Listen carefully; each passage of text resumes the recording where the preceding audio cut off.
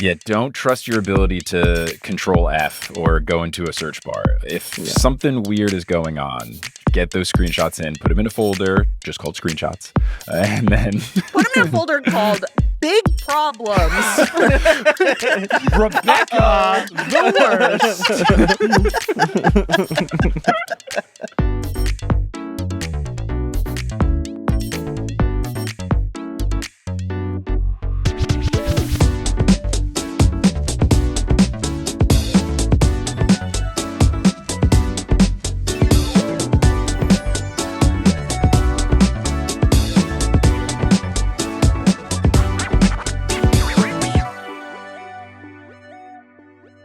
Hi, Sequoia. Hi, Mike. How's it going? Incredible. Oh, good. I'm glad to hear it. We have just finished recording the episode of Professional Talkers that people are about to hear. Yes. And it's great. It's a fun one. We might sound and look more awake now than we did during the recording, because now it's 11:40 instead of 10:30 when we began. Ah, ha, ha. Cannot stop recording in the morning with morning voice. Really excited to have everybody listen to this conversation. Real quick, before we get into that, I wanted to let everybody know that in my quest to have a Mike Schubert amount of podcasts, Too many. in my quest for too many podcasts, I have a new podcast that just came out last week. The first episode just came out. It's called You Pod It, Dude. And it is a Mary-Kate and Ashley rewatch podcast. So if you have any interest in that, you should go check it out. It's on all the podcast platforms and in video on Spotify and YouTube. Yeah. Woo. And speaking of video, Spotify, YouTube, these episodes are there too. So if you're just listening and you want to see our faces and how tired we may or may not look, head on over. See how many times we wear a hat to cover our morning hair. Yeah! But without further ado, let's get into episode 7 of Professional Talkers, guest starring with our guest expert, ELLIOT Davis, to discuss how to talk about problems in the workplace with your boss.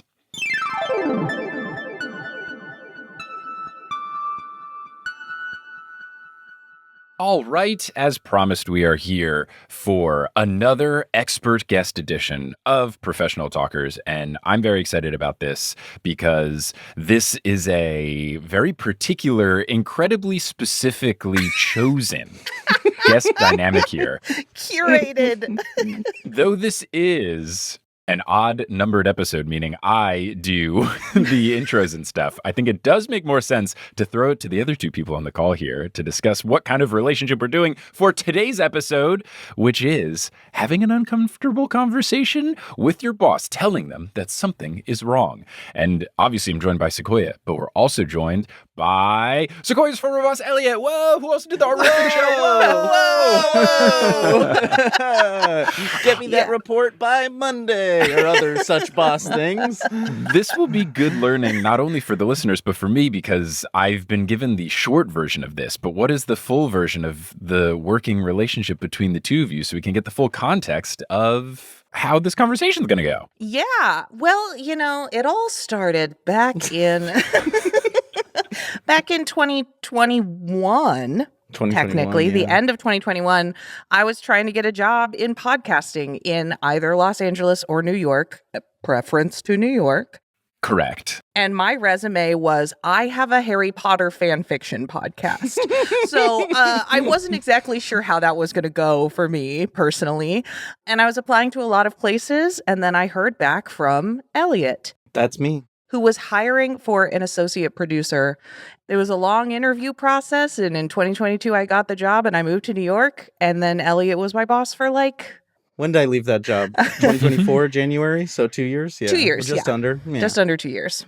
Yeah, I hired you to do just about the worst job possible at that company. You really did. I had to pay my dues from I have a Harry Potter fan fiction podcast to I am a producer of any and all podcasts. So what was the worst possible job thing? What made it so bad? A daily podcast, Mike. Oh, that's tough. Record in the morning, release by 5 p.m. investment podcast. I was going to say, was it about money and was it stupid? Oh, It was finance. Yeah. I really cut my teeth on that. Big time. I think you also had Bemis on your resume. I had But Make It Scary, on my resume. That podcast is what was like, I want to hire, before even the interview, which you crushed the interview. But like before the interview, like I saw But Make It Scary. I was like, this is a person who knows how to make something good. And that's way more important than someone who has worked at a company. And you know what? We really wish people still hired like that. Yeah, instead of just, who's your dad? Yeah. Who's your dad? Who's your dad? And do you have a lot of followers on social media? Yeah, mostly that. Yeah. Mostly that, for sure. And frankly, like, I hired you because you were a good hang, and I was so entwined with this job that, like, I needed someone who was a good hang. Crucially underrated element Yeah. for the job application process. If we ever do an episode about how to get hired, I think being a good hang Being a good hang, yeah. so vastly underrated when it comes to the resume. When I was in college, there were multiple people in my major that had better GPAs than me, more significant academic laurels and Sure. stuff. And there were like 8 people that applied for the job that I got, and I got it, and nobody else did. Yeah. Like, Yeah. and because I was the best hang with the interviewer. People like to make a cool joke about personality hires, and I'm like, every hire should be Every hire should be a personality hire. You got to yeah. spend so much time with them. But yeah, hey, that's actually a good transition. Yes. To talking about how to have a tough conversation with your boss. Yes, Mhm. because those are the least of the cool hangs. That's the Yeah. That's when the hangs get decidedly warm. Exactly. Okay, well, Mike, how many pieces of advice did you bring today? I only have 2 pieces of advice because I've found it hard to find concrete things. I also haven't had a boss that isn't me in 6 years. Yeah. And we love that. Less seasoned. I'm the only person here with a boss right now. So Oh. Yeah, I'm me boss. Me boss is great. Yeah. I'm never going to fire myself. I think I'm doing a great job. well, I brought 4 pieces of advice. Oh, wow. Then you should for sure go first. So my first piece of advice is come with receipts. Ooh, yeah. Here's the thing, you're having a problem. This might be that like a coworker's not pulling their weight. It might be that something with a project isn't going well. It might be that you are unhappy in your workplace for whatever reason. Never heard of it. Doesn't exist. You should come with, this is what is happening. Here's when it's happened. Here's exactly what happened. You want to be able to outline the problem really well with receipts. Otherwise, you might get some kind of nebulous non-answer to your issue. Yes, I think that's crucial. There was once a time where I had to do this, and it was a situation where multiple coworkers had an issue with a single coworker, and we all brought receipts to the same boss. Oh, okay. Nothing came of it. But I don't think that was because of us. Yeah. I think we did a great job. I would put this more on the boss, but the receipts were very nice. And we didn't necessarily come and say, hello, here's the problem, and here are the receipts. It was more of, here's the problem.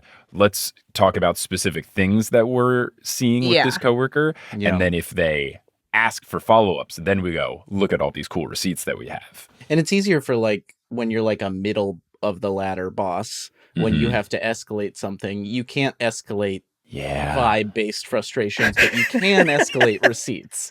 Like you can forward those receipts onto the higher up supervisor and be like, hey, this problem is happening if you can't solve it.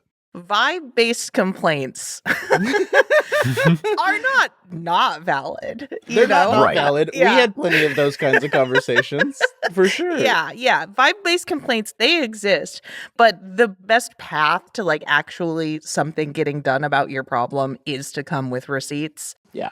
A follow-up to this come with receipts is to keep receipts that you have said something about the problem. Yeah. So even if you go into like a meeting that is a conference call or an in-person meeting, depending on how you're working, you should send a follow-up email so that you can point to it later and say, hey, I told you this was a problem a year ago. Yeah. Screenshots can go a long way Yeah. if you're using some sort of internal communication program, because you never know when your company will switch from one to another. Or the backlog gets wiped, yeah. Mm-hmm. When they're like, we're not doing pro anymore, so anything older than 30 days is gone. Right. We've Right. gotten rid of the archive function and now everything gets deleted after 30 days. Yeah. Yeah, don't trust your ability to control F or go into a search bar. If something weird is going on, get those screenshots in, put them in a folder just called screenshots, and then Put them in a folder called Big Problems. Rebecca, the worst. Oh, man. All right, Mike, what do you got? My first piece of advice, unsurprisingly, is a pre-production piece of advice, which is to understand your boss's communication style before having the conversation with your boss. Because not every boss is going to be the same. Obviously, Elliot seems like a cool, chill boss. Cool, chill guy. I worked as an engineer for years and had some cool, chill bosses and had some less cool, less chill bosses. More Sure. of your stuffy, what you would stereotypically assume an engineering boss would be like. Were they wearing a tie? I feel like wearing a tie is a level of boss, right? Mm. I don't think I ever had a wearing a tie level boss that was like directly above me. Sure. I had wearing a tie level bosses that had steps in between. So I never had to have this Right. conversation with a I'm wearing a tie boss. But I Okay. did have to have this conversation with I'm wearing a very nicely ironed button down boss. Sure. With a subtle pattern. Yeah, can't have too big. It's funny. I was going to wear a button down with a subtle pattern that I used to wear during my engineering days. But true to my engineering form, I slept in later than I thought I was going to today. So Sure. I didn't have the time to do all of the prep. Right. Ooh, maybe we should do a bonus episode of the Mike Schubert engineering work lore. It's a wild tale. It is. Yeah. It is. It's yeah. a wild tale. But there's going to be a wide range of bosses you may have. Yeah. They're going to have a different range of communication styles. Some are going to want more of a conversational kind of, hey, here's what's going on. Some people are going to want more of, they're really busy, so you just need to come in, give them the facts, Right. give them what you think might be a solution. So in order for this conversation to go well, think of how to do it most effectively for the way your boss likes to talk. I feel like even like narrowing that in, if I may, like Mhm. some bosses are okay with emotional problems and some want logical problems. Yeah. Yes. And like, I've always been the kind of person where like, and Sequoia, you can correct me if I'm wrong, where like you could come to me with an emotional problem and be like, yeah. hey, I am experiencing like emotional burnout about this client or this project. And like, Hey, I'm mad. I'm mad. Whereas like some other bosses want logical problem, like no emotions tied to it because they won't respond to that or won't solve an emotional problem. Right. I also feel like another component of this is how many people is your boss supervising? Yeah. So Yeah. it's like if your boss has like 25 people that they're supervising, they're probably going to address your problem differently or have different time constraints on addressing your problem than Elliot, who had me. Just one report. Sequoia, I was Sequoia's boss. Sequoia's the only person I have ever been a boss to. Shh, don't let the people know. You're very qualified. You're very, very qualified. Don't tell him. Don't I tell think him. it's funny, especially in this context of we've brought you on to be the expert. Yeah. I have been a manager at a restaurant where I had like 15 employees. Next Patreon bonus episode is just the working lore drop. We really should just do a working lore drop. We Yeah. really should. I can talk about my restaurant days too. Yeah. Working lore drop would be really fun for this one. The amount of people that they supervise is important, but also like the level they are in the hierarchy of management. Yeah. And when talking about this situation, it doesn't always have to be I have a problem with a coworker or I have a problem with a client. Like this could also be I have a problem with my workflow. I have a problem with our relationship, me and you, the boss. Yeah. And again, I think if you have a boss that works more directly with you or has less people to worry about, that's something you need to be more delicate about because you're going to have more interaction with them. It's different if you have a very separated boss. It's, Sure. I would think, easier just to kind of come in and be like, hey, here's the problem. Let's say it's you feel overworked. You could just be like, I think I have too much going on. Is there a way to lighten the load? And let's find a solution. But if you're having a closer relationship, it's like a team-based sort of thing. Like I had a small work group situation when I worked in digital marketing. That is trickier because my boss sat next to me. So you have to really think about what is going to happen after this meeting. Yeah. You go into the meeting yelling, "I'm mad." Yeah. You leave the conference room, you sit next to And each then you other. sit right next to each other. Yeah. Yeah. But yeah, I think all of this can go more smoothly if you think about how is my boss best going to hear this message? And then it'll make sure that you taking the step to have this conversation, which is never going to be fun, especially if you're the one who has to call it. Like, Right. This is easier if you have some sort of like regular monthly check-in or weekly check-in and they ask you, what's going on? Oh, we'll get to that in Pitfalls. Cool. Very good. But yeah, I think this will make the percentage chance that your boss actually does something about this higher if you present it in a way that works best for them. Great. All right. My second piece of advice is, how does your problem impact the whole team or the whole organization, right?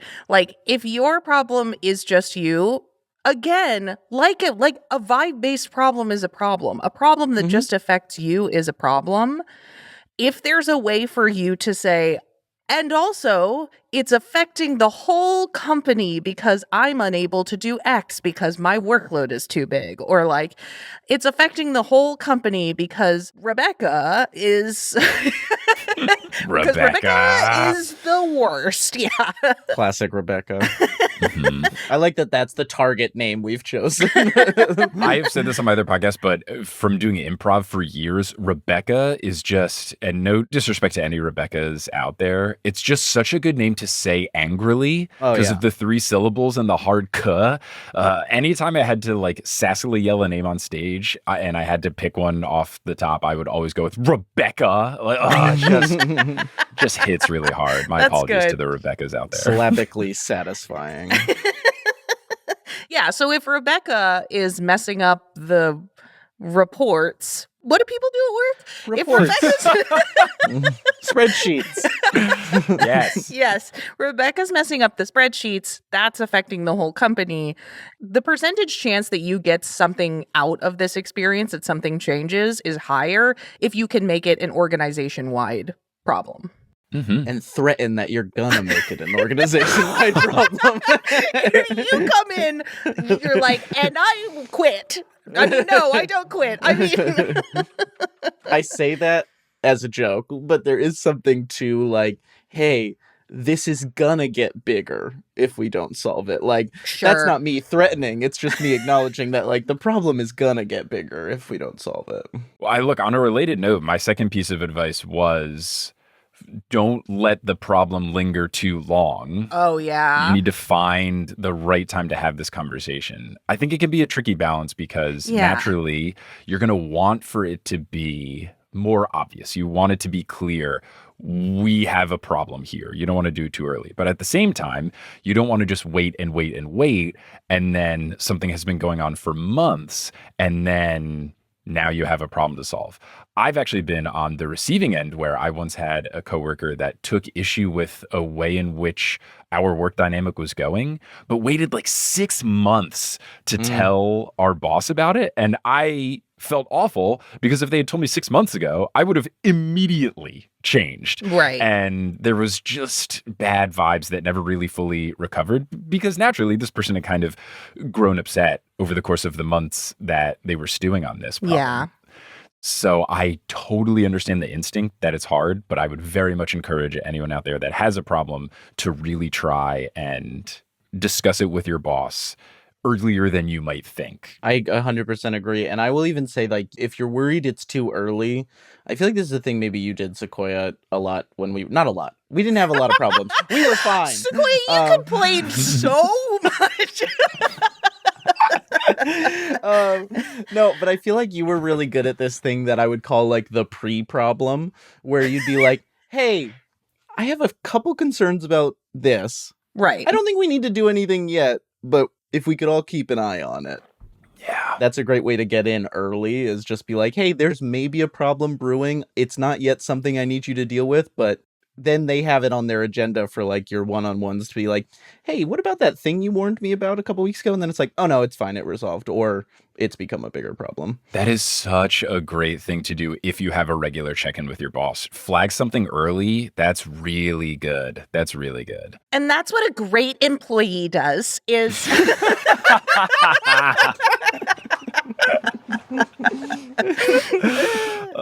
Okay, my third piece of advice. If it's a problem, it's a problem. And this is something I think that I have said before about other conversations is like, don't hedge the problem. Like, it's not like, oh, it's like kind of a problem, but it's not a problem. Like, you can do a pre-problem where like, we're keeping an eye out on this. It's not yet a problem. It could become a problem. But like, once something is a problem, it's a problem and should be framed as such. Yeah. And this is an awkward conversation thing. This is why it's come up several times. I worry that people are like, want to take too much blame for things onto themselves in a way to like negate awkwardness. Yeah. Sure. And I don't think that actually negates awkwardness in the way that you think it does. We'll get into one of my pitfalls because I do think it is important that you are honest and you don't make yourself look like the perfect, infallible person who made no mistakes.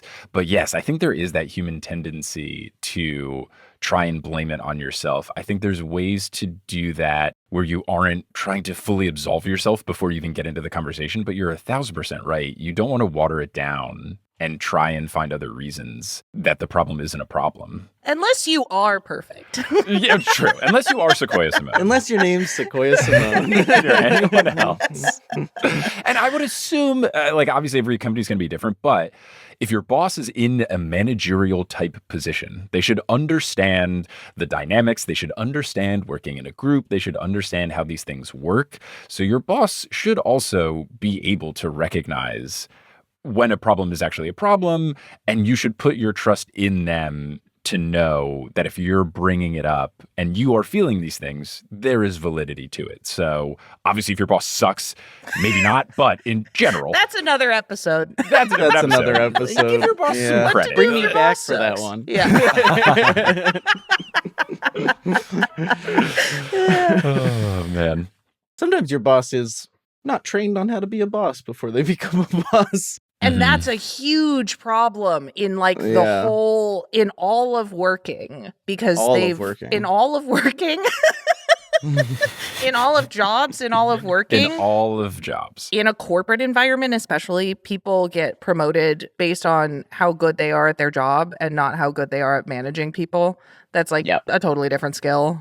There's also always, I forget like the name of the adage, but it's something like you get promoted up until you get into a job you are not fit for, and then you get you just stuck sort there. Of stay there, yeah. And sometimes that person gets promoted until they manage other people, and then it's like, oh, oops, and then that's it. Oh no, Yeah. Okay, what's your fourth piece of advice before we get into Pitfall Town? If you can have a proposed solution, do have one, you know. Great. You can't always have one because you can't come in and be like, Rebecca is so bad at her job and she should be fired. You know, like that is a solution. That's a solution. Banish her from the company. Manager. Yeah. We should fire. You can't say we should fire Rebecca. Pitfall, you can't say we should. Unless she's doing some really wild Unless it's stuff. like really crazy. Really bad. Right. If it's just like crimes excluding, yeah, felonies excluded. You can't say we should fire Rebecca. But if it's just like Rebecca's not doing really good at spreadsheets, you have to just come with that problem. Here's the problem. You're the manager. Have the solution. If it's something like your workload, then that's a totally valid place to come in and be like, hey, these are like 2 or 3 things that I'm doing that I think could be easily delegated to somebody else without them having to be like, go through a bunch of training and weeks of like me explaining what's going on. Like, this is an easy delegation, or this is something that we actually don't have to be doing. I think this is good because your boss probably has too much on their plate already. So if they also need to figure out how do I solve this problem? Obviously, give them a little credit. They can do some work here. But if you're able to lighten that workload of them taking the necessary steps to solve the problem because maybe your proposed solution works and people agree with it, then that is going to, again, increase the chance of actually something getting done because the lift for them to enact those changes is lower because Sequoia came with the problem, they offered a solution, their boss goes, it actually sounds like probably what we should do. And then they just do that. They don't have to think about what should we do. Just move right to action. I also think if you have like a cool, chill boss like me, sometimes you can just let them know like, hey, I don't have a solution, but I need to vent about this. And that kind of is the solution. Sure. There's a version of this conversation with your boss where you're like, hey, I actually have no idea what to do, but I need to kind of just get upset about this for a second. And like, that's a super valid way to approach a meeting like this if you're feeling lost. Like, yeah, when you can't find a solution, when it's just like, I'm overwhelmed, I just need to talk it all out. Like, that's super valid. If you're overworked, you may not have time to figure out a solution to the problem of you being overworked. Yeah. And back to Mike's advice about communication styles, come in and yell about it, or come in and very nicely and politely say, I'm having a problem. Can you help me with a solution? Or depending on communication styles and your boss and how many bosses they have and XYZ of all the things we've said thus far. Yeah. But yeah, I would just frequently be like, Elliot! and I'd be like, yeah. Yeah, that sucks, bud. Man, I don't know what to do. That sucks. Sometimes your problem doesn't have a solution. That's a huge bit. Sometimes your problem doesn't have a solution. Sometimes it is just a fact of the thing you're dealing with. And that's where it's like, hey, I just need to vent about this. To the bosses listening, take the mask off every once in a while, take the boss mask off and just be a person and like let them do that, like let your employees feel like they have safety to do that. Yeah, I'm flipping the script. We're advising the bosses now. Please do. Yes, yes. There's going to be some people listening. I get so many podcast ads for LinkedIn that clearly bosses listen to podcasts. Every time I'm listening to a basketball podcast and there's an advertisement for a software solution for hiring people, I'm like, man, are there really that many bosses out here listening? I guess so. So they must be in the podcast world. HR solutions, yeah. Yeah. Payroll. As a person who managed people as well, especially in the restaurant industry, honestly, it's just like, hey, customers are mean. Oh my God, yes. That's part of it. Oh my gosh. There's nothing I can do about that. There's nothing I can do about customers are mean. You actually just have to be really nice to them. And the one thing I can do, I can go just have a quick chat with them. Mean customers love to talk to a manager. Mm-hmm. They love it so much. And just the act of coming over and being like, hey guys, how's everything going? And they might just be like, oh yeah, this is like, we don't love this thing, blah, blah, blah. And then I fix it. And then they're nice for the rest of the evening. Mm-hmm. But like the fact that customers are mean is not a thing that I can change. And if I could, I would. This is the only way to do it, and I'm very excited for an excuse to talk about this because I don't think I'll ever be asked to be on Subway Takes. I don't think I'm popular enough or ingrained in the New York City stand-up scene. Oh, you could be on Subway Takes. I think I could, and I would kill it. So if they're listening, my big take, the only way to solve this is what America needs to do is that, much like in South Korea, you have to serve in the military for 2 years. Everyone should have to work in a retail job for 2 years before a certain age. And that can be working at a restaurant, that can be working in the Gap and folding clothes and stuff, something where you have to interface in a retail setting with other humans, because everyone that I've ever met that used to be in one of these jobs is so nice to any other person in that type of job forever. I was literally on the phone yesterday. I was booking a hotel for a live show that I'm doing for the News Olympian, and I had it on speakerphone, and my wife was in the other room working. And when I finished the phone call, she goes, "You are so pleasant."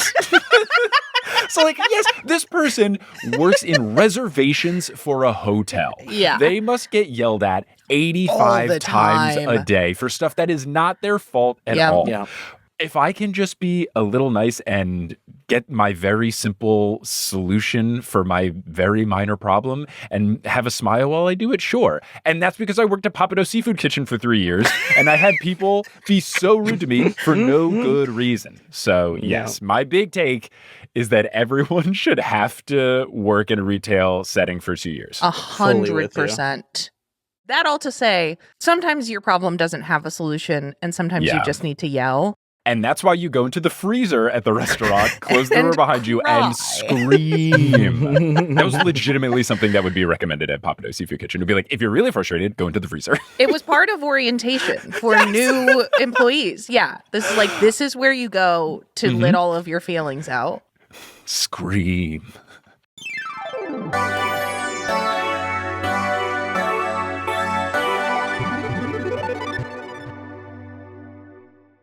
Hi, Sequoia. Hi, Mike. Welcome to the mid-roll break. The mid-roll break. Mid-roll break, we're wearing different clothes. Oh, yeah. This one's not recorded in the morning like the rest of the episode. This one's late at night. Yeah. Oh, yeah. The 2 times we record, apparently. It's a different voice gravel. It's tired night voice gravel as opposed to morning. Ooh, look at the variety. We're giving the listeners everything this episode. Exactly. Everything. Exactly. Mainly, I think we just want to thank our newest patron, who is at our highest tier, and which is so exciting. Yes. It means we're going to thank them every single episode. We're going to thank them in the ending credits, which is very cool.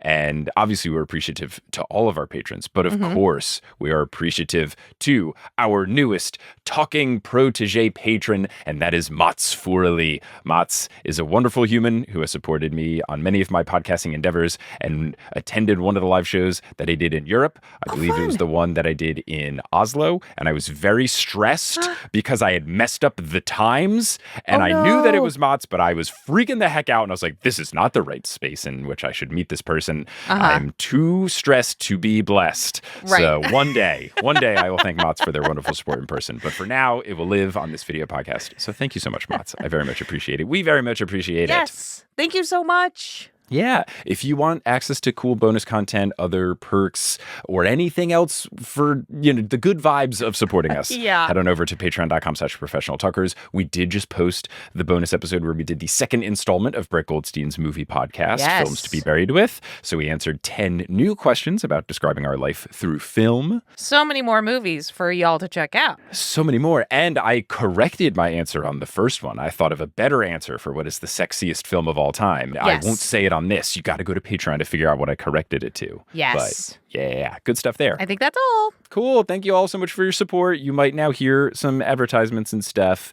unless you're listening on Patreon where you get ad-free episodes. And then we'll get into the rest of the episode.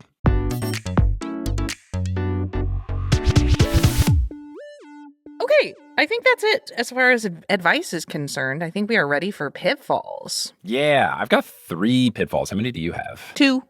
Okay, sweet. I'll start it off then.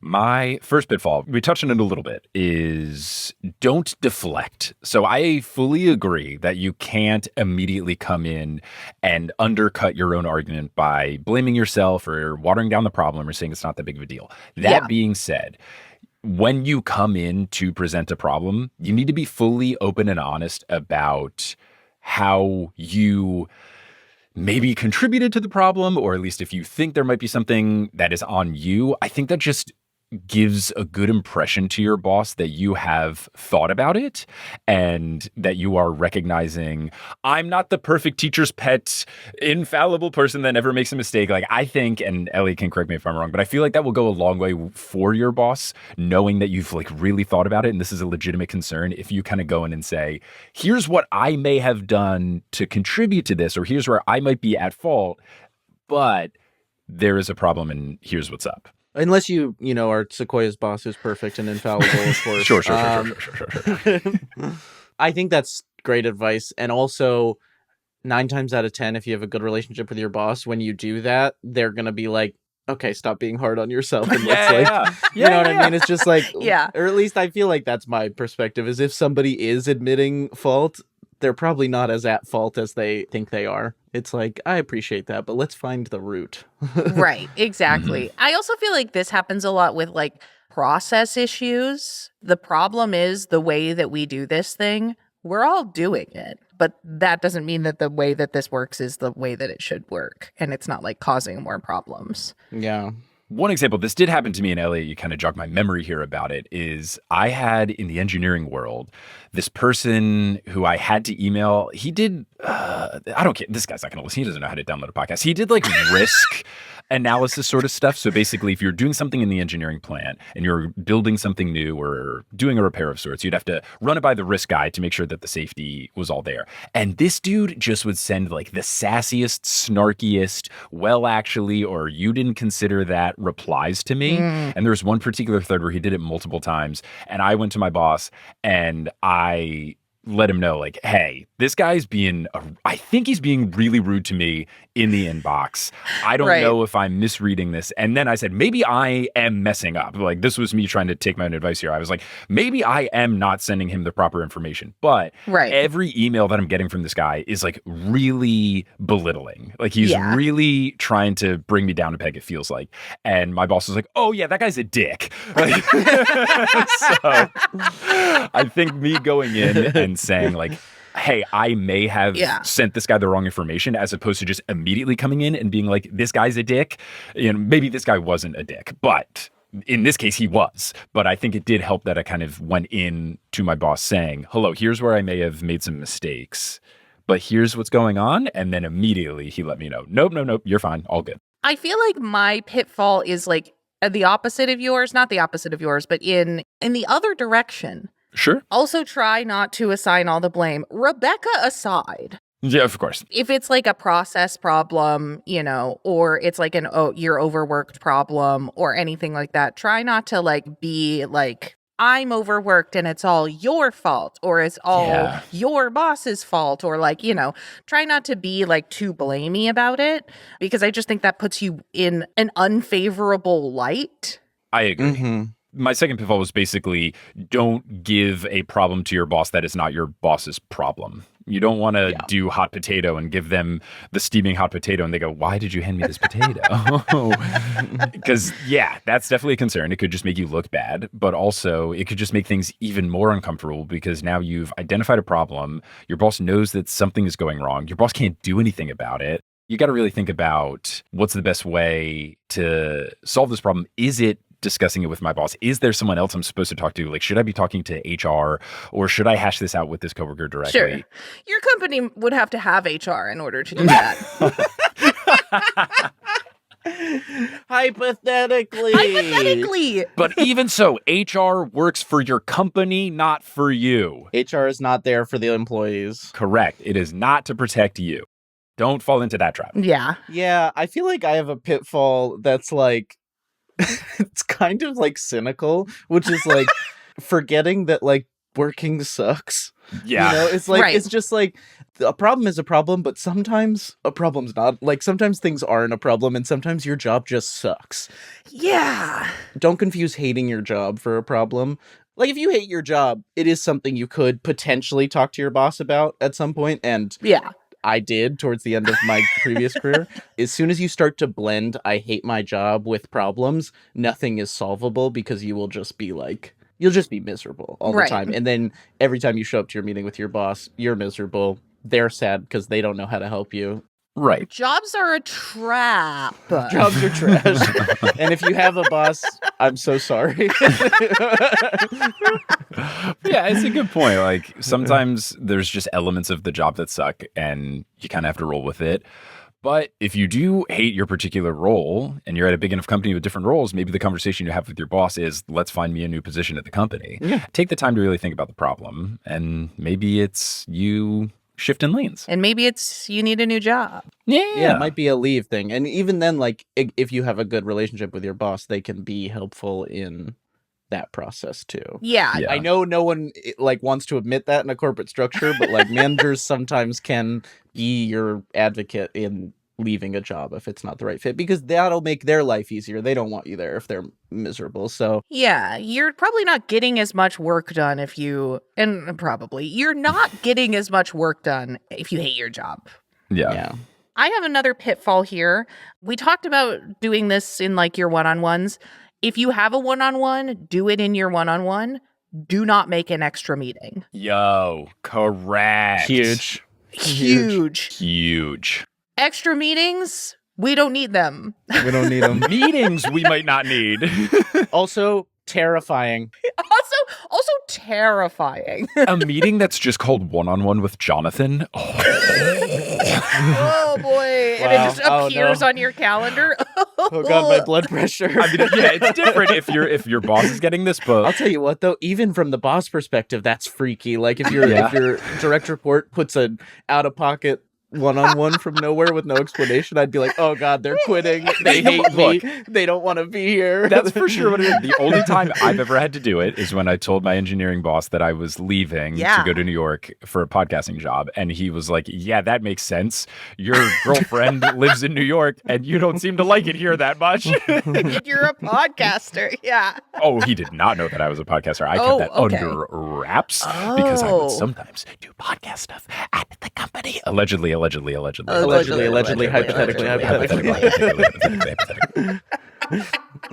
If you were an early days Potterless Patreon member and you got an envelope with your stickers in it that had like black Sharpie crossing out something in the top left, that's because I used outdated return to sender envelope stuff. They weren't doing anything with the envelopes. I checked. Oh, that's great. And that's what you should do. It was better recycling. This episode is how to steal from your job.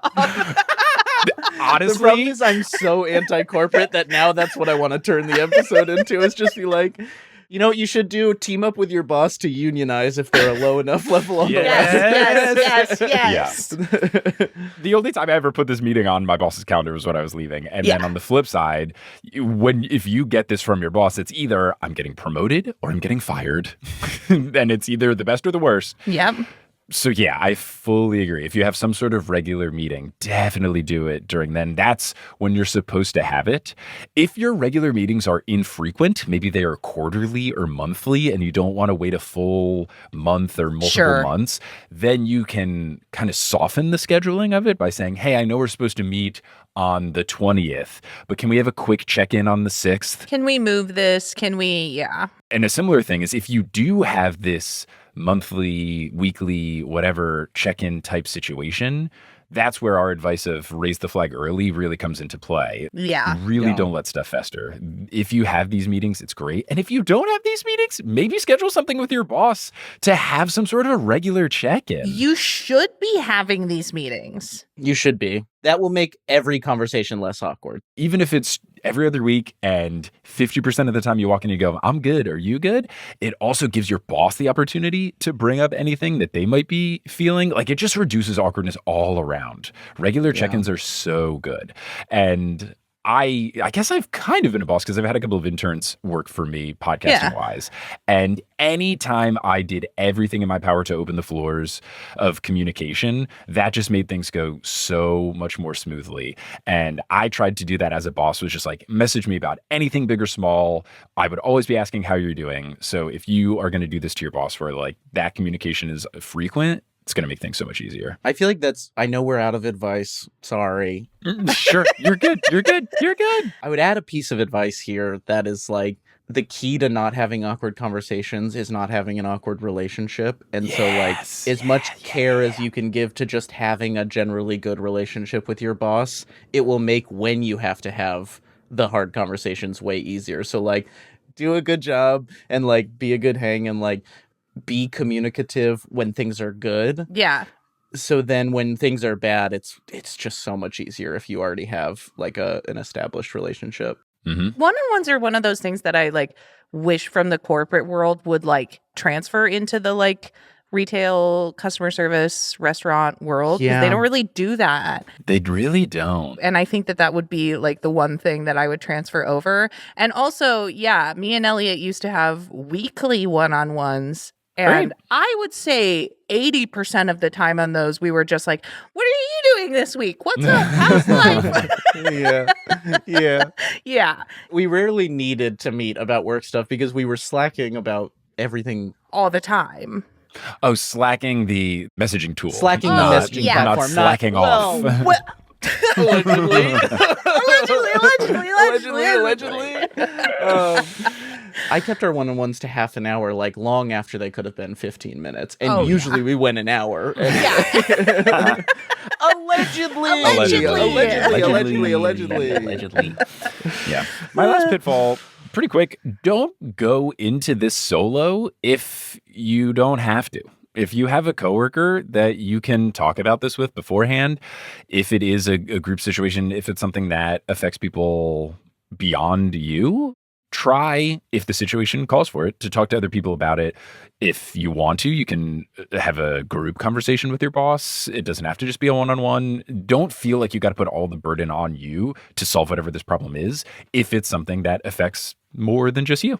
Solidarity and communication with people at your level. Unionize your Unionize your workplace. Literally, though, like fact finding with people at your same level is huge for problem solving. Like, if that, like, for so many kinds of awkward conversations, I'm thinking like money is an awkward conversation you have to have with your boss sometimes. Yeah. And if you know what the people at your level in your company are making, you have power to make that conversation maybe not less awkward, but more actionable. Sure.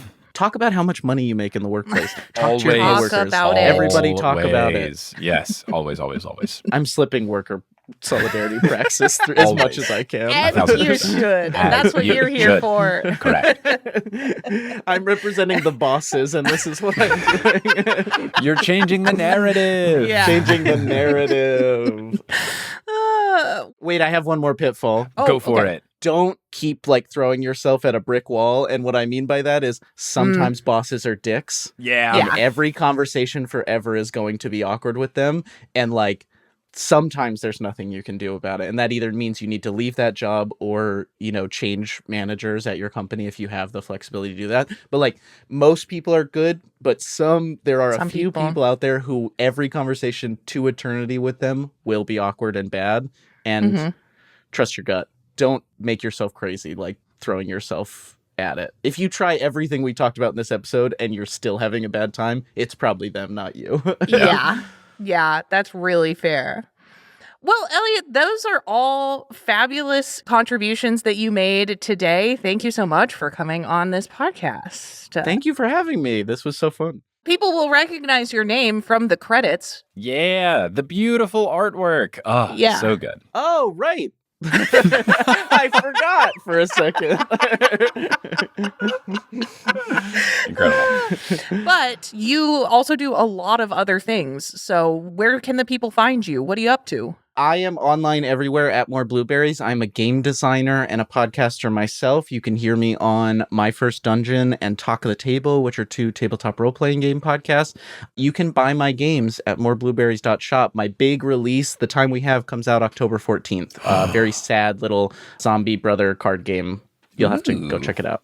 Well, thank you. Thank you, Elliot. Thank you. Bye.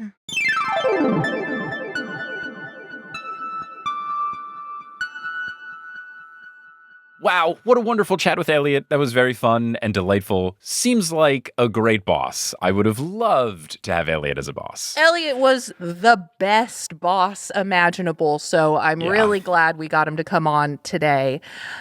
Of course, we cannot go a full episode without chatting with our favorite Gen Z introvert, Yes. Sherry Guo. The Sherry Ghost of Podcast Ghost fame. Let's talk to Sherry and see how we did. Patrick Swayze, is that you? No, it's Sherry Ghost. And we are here with our podcast ghost for our introvert vibe check, Sherry. Hello. How is it going? And how did we do? I mean, here's the thing. I've been very fortunate that I've never had a boss that was like not super chill and cool. Okay. Because all of them have been millennials or younger. Do I count? Yeah. Okay, cool. I don't know if I count as boss or not. All of it sounds reasonable, but I've never really had to approach a situation like this because everything I've done so far has been like a very chill internship or it's been like a very informal type hierarchy at like a coffee shop or like a cafe. Like there's no formal meetings in those places, at least not the places I worked. It all sounds fine. Awesome.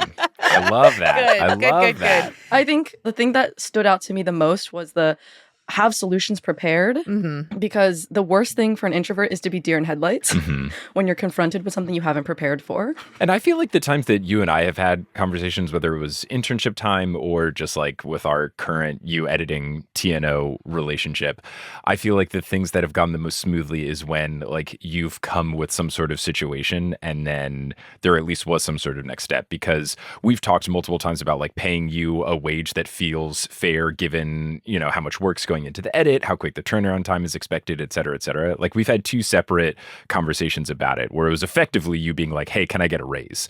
And I think the first time you were like, can I? And I was like, yeah. And then I was like, now what?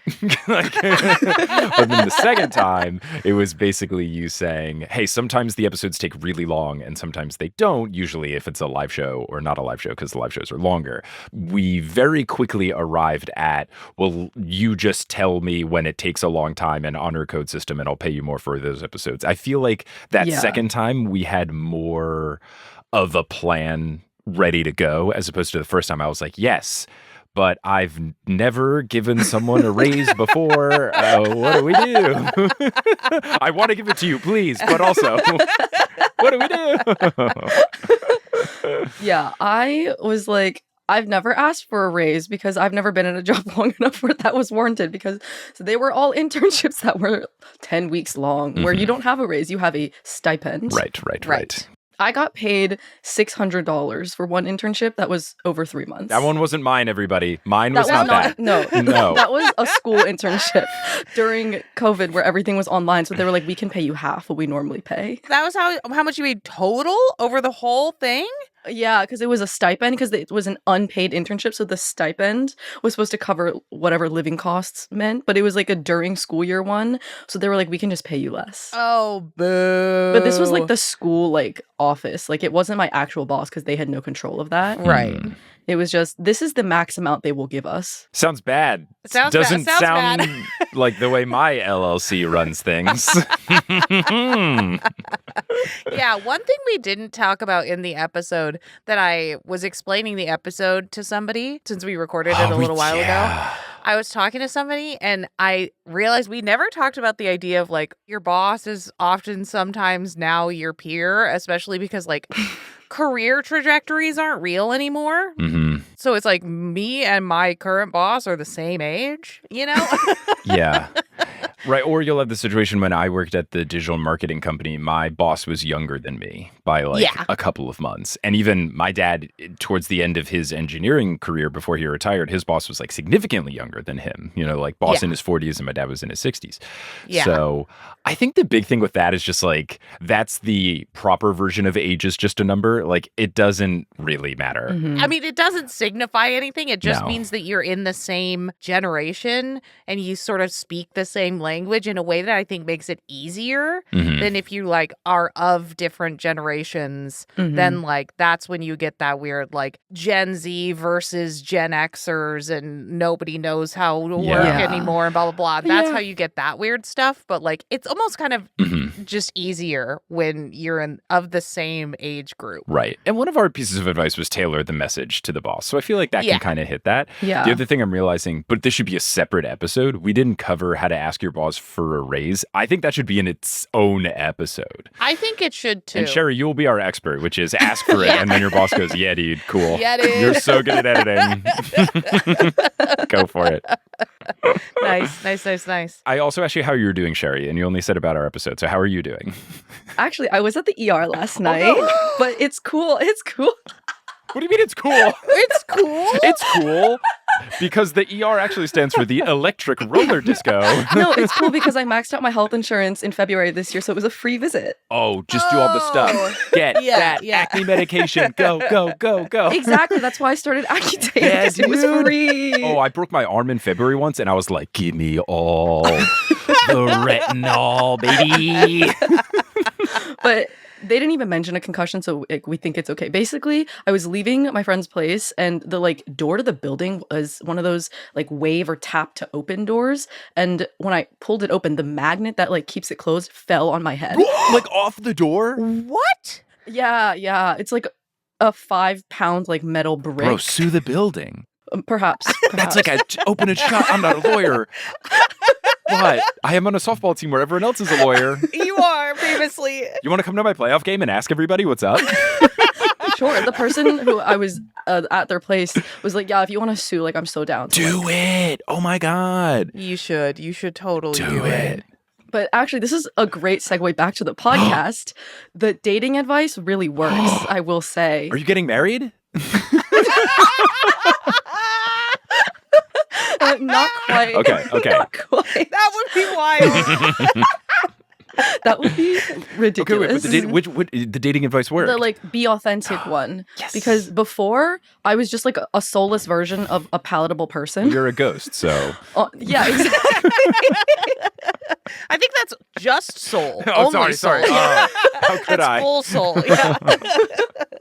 But once I started just like being myself, I was like, wow, like now I'm actually attracting the people that I want to talk to instead of other soulless people who are trying to be palatable. This is great. And it's actually fun when you're not like trying to be the least interesting person, but also like mysterious and interesting somehow. I'm glad to hear this because there was a time in college where one of my friends was asking me, like, how do I get girls to like me? It's frustrating that the answer I was like, just don't try and eventually someone will like you. Like, it's so hard to say that without sounding, especially because I was like dating someone at the time, like without sounding like a jerk.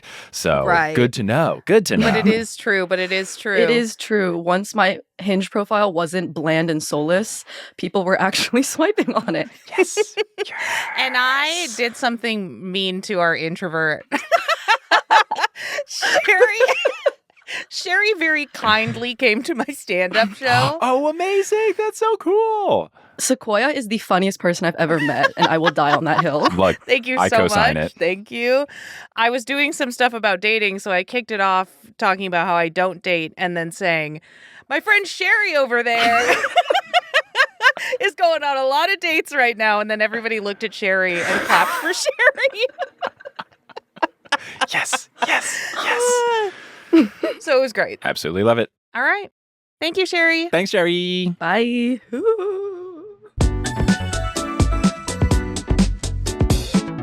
Thanks, Sherry.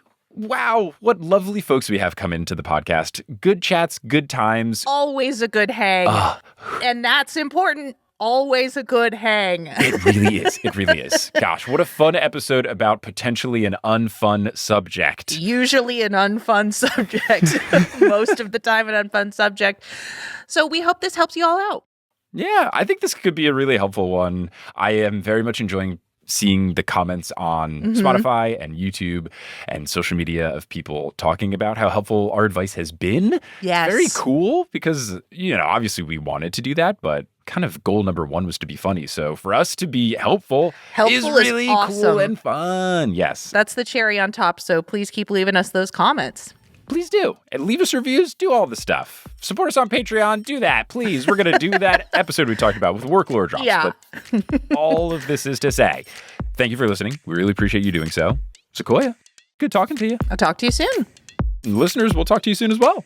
We appreciate you listening to this episode of Professional Talkers. Professional Talkers is created, hosted, and produced by Mike Schubert and Sequoia Simone. Audio is edited by Sequoia Simone, and video is edited by Mike Schubert. The music is by Bettina Campamanes, and the art is by ELLIOT Davis. Can't get enough of the show?